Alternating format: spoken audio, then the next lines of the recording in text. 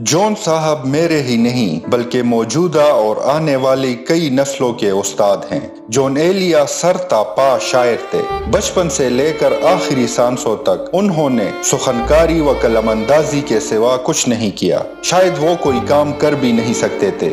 اپنی پہلی کتاب شاید کے دیباچے میں اپنے بارے میں خود کہتے ہیں، یہ میرا پہلا مجموعہ کلام یا شاید پہلا اعتراف شکست ہے۔ یہ ایک ناکام آدمی کی شاعری ہے۔ یہ کہنے میں بھلا کیا شرمانا کہ میں رائیگاں گیا، مجھے رائیگاں ہی جانا بھی چاہیے تھا۔ جس بیٹے کو اس کے انتہائی خیال پسند اور مثالیہ پرست باپ نے عملی زندگی گزارنے کا کوئی طریقہ نہ سکھایا ہو، بلکہ یہ تلقین کی ہو کہ علم سب سے بڑی فضیلت ہے اور کتابیں سب سے بڑی دولت، تو وہ رائیگاں نہ جاتا تو اور کیا ہوتا۔ آگے لکھتے ہیں، میری عمر کا 8واں سال میری زندگی کا سب سے زیادہ اہم اور ماجرا پرور سال تھا۔ اس سال میری زندگی کے 2 سب سے اہم حادثے پیش آئے۔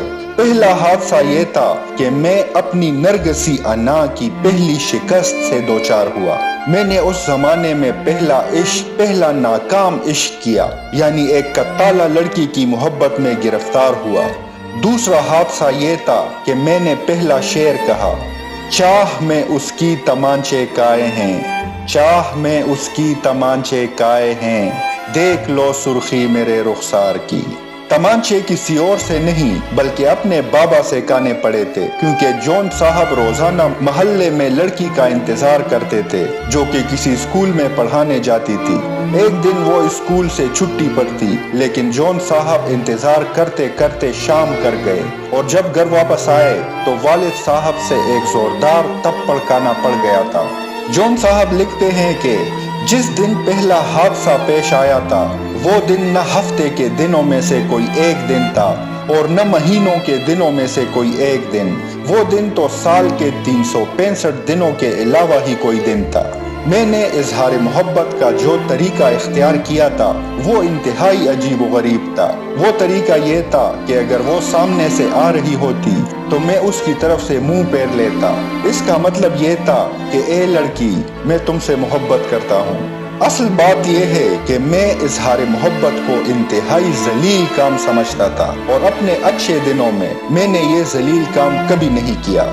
جون صاحب کا اسی بارے میں ایک شعر ہے، حسن سے عرض شوق نہ کرنا حسن کو زک پہنچانا ہے، حسن سے عرض شوق نہ کرنا حسن کو زک پہنچانا ہے، میں نے عرض شوق نہ کر کے حسن کو زک پہنچائی ہے۔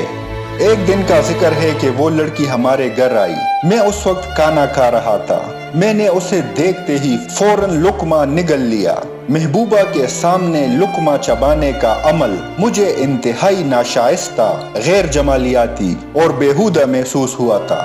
میں اکثر یہ سوچ کر شرمندہ ہو جایا کرتا تھا کہ وہ مجھے دیکھ کر کبھی کبھی سوچتی ہوگی کہ میرے جسم میں، مجھ ایسے لطیف لڑکے کے جسم میں بھی میدے جیسی کثیف اور غیر رومانی چیز پائی جاتی ہے۔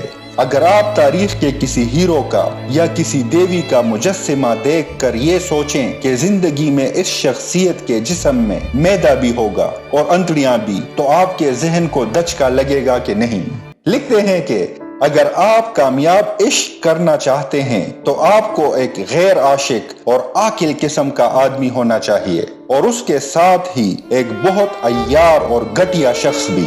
آپ سوچ رہے ہوں گے کہ میں نے عشق کے ساتھ کرنا کا لفظ کیوں استعمال کیا؟ عشق تو ہو جاتا ہے، کیا نہیں جاتا۔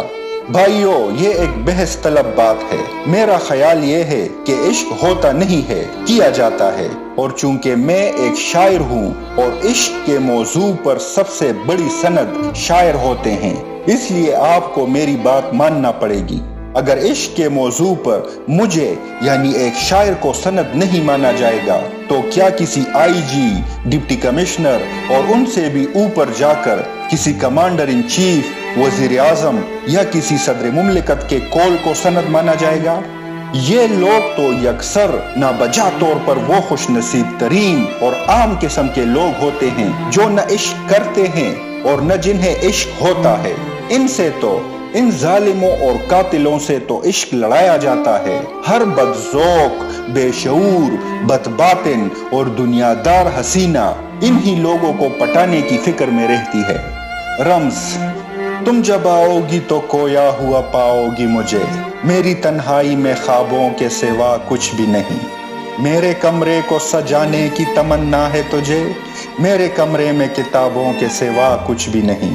ان کتابوں نے بڑا ظلم کیا ہے مجھ پر، ان میں ایک رمز ہے جس رمز کا مارا ہوا ذہن مجدے عشرت انجام نہیں پا سکتا، زندگی میں کبھی آرام نہیں پا سکتا، زندگی میں کبھی آرام نہیں پا سکتا۔